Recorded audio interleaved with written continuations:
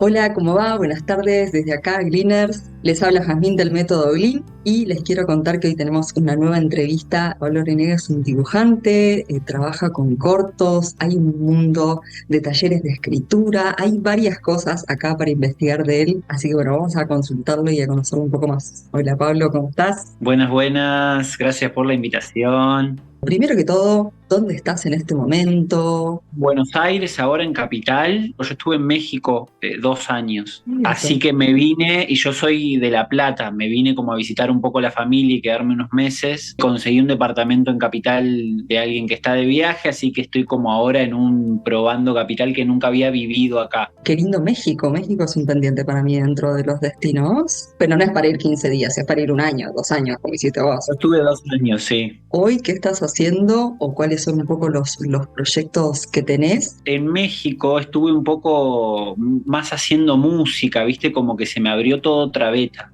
Y acá la vuelta fue volverme a encontrar más con esta identidad de comediante y de hacer cosas acá. Armé un show en vivo. Ya tenía como un formato del otro día hecho en vivo, de la serie que hago, pero le armé como algo nuevo, como que quería hacer algo más, entendiendo un poco más el vivo, llevando la serie a la internet. Entonces estuve armando eso, que ahora se vienen unas fechitas por un par de lados, con eso un capítulo nuevo del otro día que lo hago en vivo y también lo voy a empezar a proyectar. ¿Cómo te ha llevado la vida a arreglarte con tu Gmail, con las propuestas, con los contactos? ¿Lo sufrís? ¿Lo manejás bien? Me llevo bien, me voy como organizando, pero hay como una cierta ansiedad. La autogestión es como que si vos no movés, no se mueve. Te podés levantar y tenés que decir, che, tengo que armar el flyer, tengo que escribir ese mail. Y hay como una relajación que tendría, me gustaría que llegue porque el movimiento pasa, pero es esa sensación de que no pasa por su cuenta, digamos.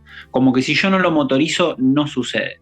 Pero bien, siempre me llevé con el tema de una necesidad económica. Tuve la suerte de que se empezó como a compartir lo que hago, entonces más o menos ha llegado a gente, a un nicho. Siempre que me sentí medio ahorcado con lo económico, dije, bueno, aprovecho esto para hacer algo que a mí me gustaría hacer. Por eso el show en vivo a mí me da un montón, viste, pasar de la internet a hacer algo en vivo con la gente. Yo no soy del palo del teatro ni nada. Te vi un en vivo que estabas con la gente, como así interactuando y vos tomabas nota. Y digo, ¿cómo es este proceso creativo? ¿Sale el guión, después lo grabás, después lo dibujás, primero lo dibujás, después lo grabás? ¿Hay una receta con eso o no hay receta siquiera? Eso justo fue algo nuevo de probar, de empezar a jugar con la gente, ¿no?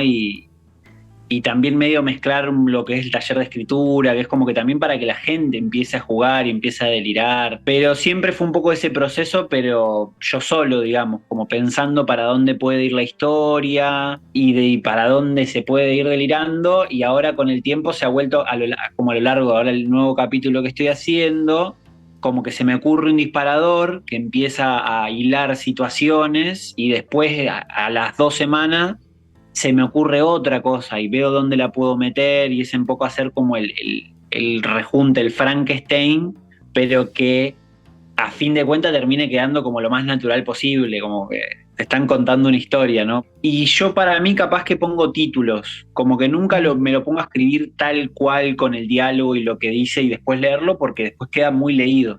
Entonces pongo tipo, te cruza con el vagabundo, va al almacén y yo ya me acuerdo un poco de lo que pasa ahí y hay veces que justamente al no tenerlo tan definido y tener que decirlo, improvisás y empezás a jugar. Las cosas más graciosas a veces son las más naturales y que están ahí como medio improvisadas. ¿Y te pasa que de perder, digamos, una idea me refiero con respecto a archivos, de llegar, plasmarlo un poco a todo esto y después que desaparezca, aparece 5 años después, o en general agarrás un capítulo, lo procesás y sale? Siempre fue muy diferente, pero hay capítulos que quedaron como en la mitad del recorrido, capítulos que no se llegan a funcionar, o ideas que digo, pero después digo, ¿y a dónde vamos? No, no sé, viste, como un disparador.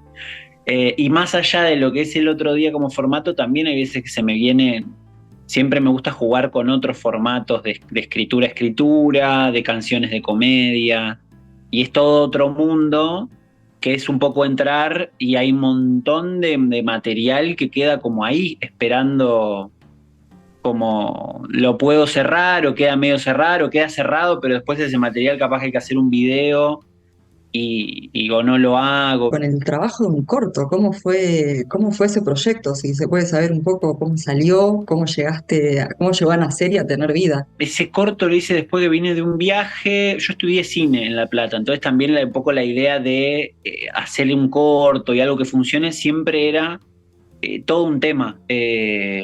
Un poco lo uno con una cosa que hablábamos recién de cómo llegar a hacer y plasmar las ideas en algo creativo. A mí la animación, y específicamente, porque la animación es un proceso muy tedioso de mucho, viste, animar cuadro a cuadro. Lo que yo hago en realidad no es ni animado ni en movimiento, entonces es una forma muy accesible de plasmar una idea, como un formato donde yo puedo tener una idea y para un video y lo termino, lo tengo muy a mano, teniendo una lapicera y un papel y una foto como. Una desvelada y ya está. Claro, no requiere mucha locura. Después sí, las ideas o la unión y eso, pero una vez que vos tenés una idea para hacer un corto, vos tenés una idea y decís, bueno, y en una ambulancia, uy, ¿de dónde conseguimos una ambulancia? Hay que llamar, hay que ver, hay una cuestión de producción que el dibujo no lo tiene, o la literatura es para escribir, ¿no? Pero había ganas de el formato con personas y eso. Ya había hecho un par de cortos también antes. Y bueno, se dio así de empezar a escribir y probar y ver y que se armaba. De nuevo, no puedo no escribir pensando en la parte de producción. Entonces era una charla en un banco de una plaza. Todo lo que quieras flashear, después hay que conseguirlo, buscarlo, pensar el color de eso, y es como, ok. Después hice uno, parte con esa productora, pero como que parte de ese equipo en La Plata, con Charo López y Luis Machín. Ese fue como otro corto de otro estilo totalmente diferente, pero bueno, eso sí fue ya más con guión, porque había que pasárselo a unas personas, fue como con producción, con todo otro modelo, que también me gusta mucho hacerlo y porque lo escribo, después igual es un guión donde lo pueden improvisar y súper, porque son muchos diálogos, muchas páginas de diálogos y delirios, que improvisen y que jueguen, y después también en la edición tratar de buscarle la forma que también me gusta mucho editarlo a mí. Y después con los cursos, ¿cómo sobreviviste a los cursos? Porque los cursos es recansador en ese sentido, la organización. Lo empecé a hacer en México, que tenía ganas de empezar a hacerlo, y empecé a hacer algunos talleres de escritura un poco por ahí, y cuando me vi sin nada de plata, así como que se me perdió una riñonera con muchos ahorros en una historia punto aparte, que fue como, no te puedo creer, tengo que activar, ¿qué hago? Y me pongo a hacer los cursos online, que es algo que nunca, como que quería hacer, pero nunca me animaba. Dije, bueno, ¿qué hago? Y un poco que esa necesidad te obliga a sacar un montón viste, de trabas, es como, no hay opción, lo tengo que hacer o lo tengo que hacer. Entonces, hay muchas dudas y muchos miedos que a veces que te van tirando para atrás, y como, ¿cómo armo el flyer? O ¿cómo me expongo? O ¿cómo lo presento? No importa, flyer, hago talleres, por favor, vengan. Se anotó un montón de gente, estuvo re lindo. ¿Cómo te llevaste con tu rol educativo? El de pararte frente a una clase, el de proponer una dinámica. Me fui viendo que me gustaba, Ujú. porque de verdad vos proponés y tenés a la gente ahí a la disposición con ganas de jugar, y vos le decís lo que sea que le propongas. Los talleres son muy prácticos, ¿viste? Hay mucha teoría, pero se siente que aprenden con la práctica y después Ujú. compartiendo. Es como hablar un poquito, pero a escribir y compartirse y chusmear y ver qué pasa. Entonces es como, le podés dar un disparador para que escriban de lo que sea. Es muy divertido el espacio. El libro también, ahí fue otra producción, mandaste imprimir, te metiste con una inversión, ¿cómo llegaste a eso?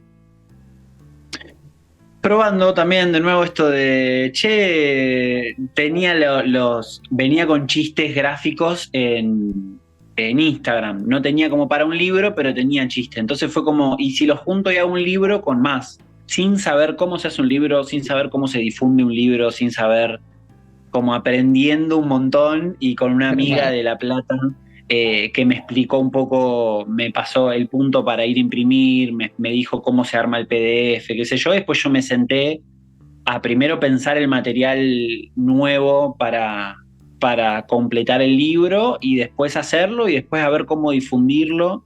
No hice una presentación del libro, me da un poco el tema de la exposición de la cara y todo eso viene. Entonces yo decía, voy a estar en este lado, vengan quien vengan.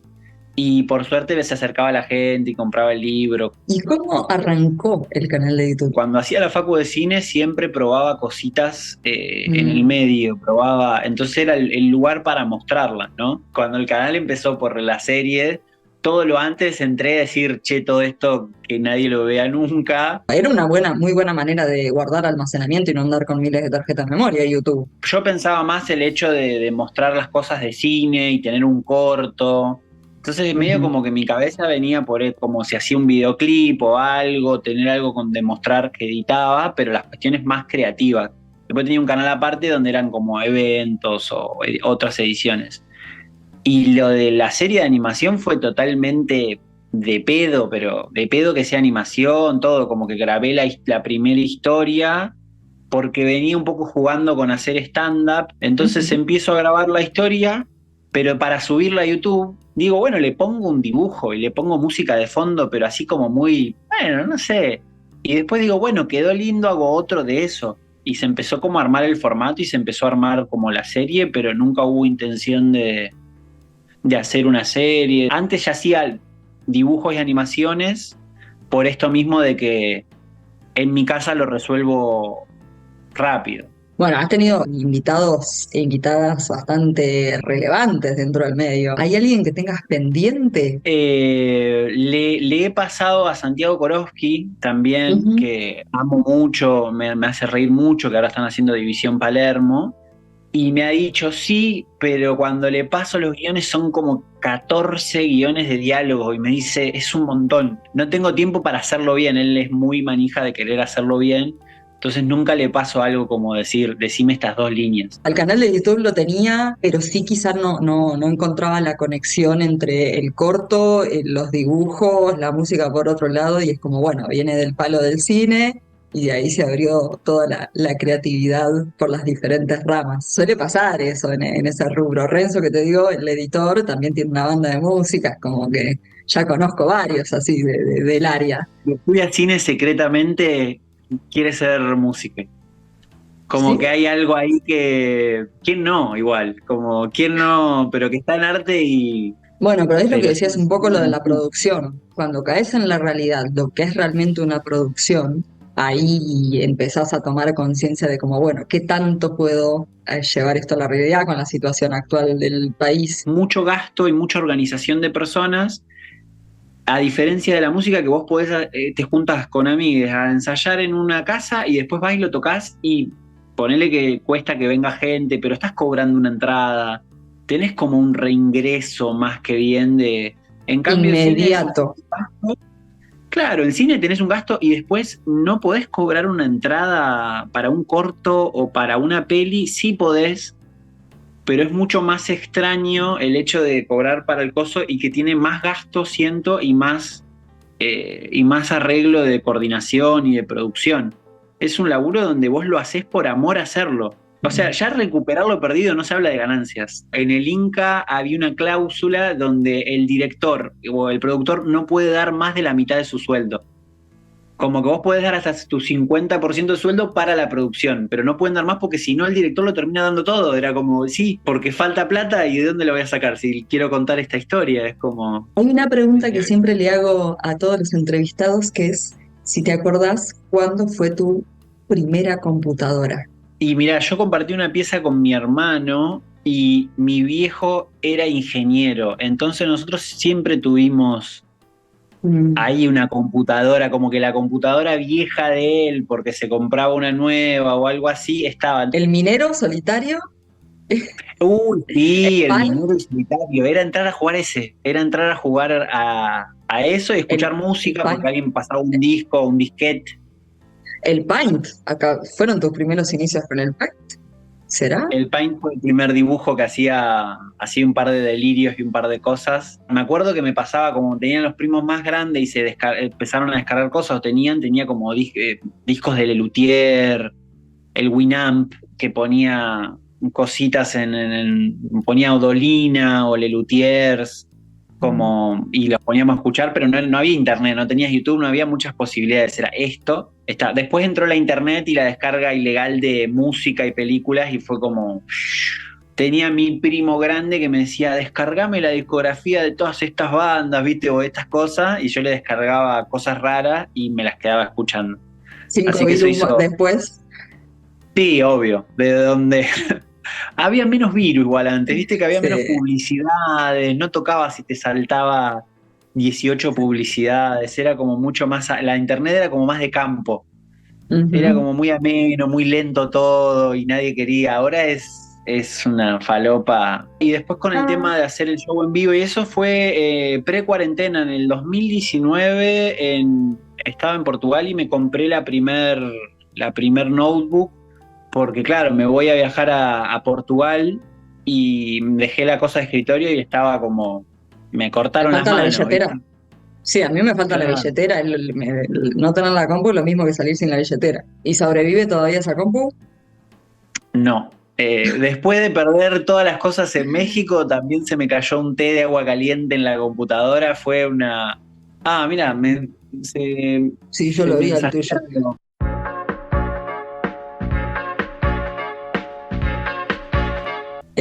Pablo, la verdad que súper agradecida de conocerte, de escucharte, de saber un poco más de todo este back, de las experiencias que tenés. De vuelta, mil gracias, mil gracias.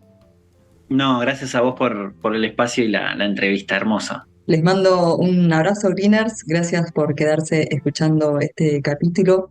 Espero que les guste, que hayan conocido, que hayan visto lo que yo le veo a Pablo entre toda esta creatividad y todo este mundo creativo que de verdad que desde mi lado yo lo veo muy lejano. Yo soy más de planillas y números y gráficos en el día a día, pero sí creo que valoro mucho este trabajo, así que gracias a los demás también por quedarse escuchando este capítulo.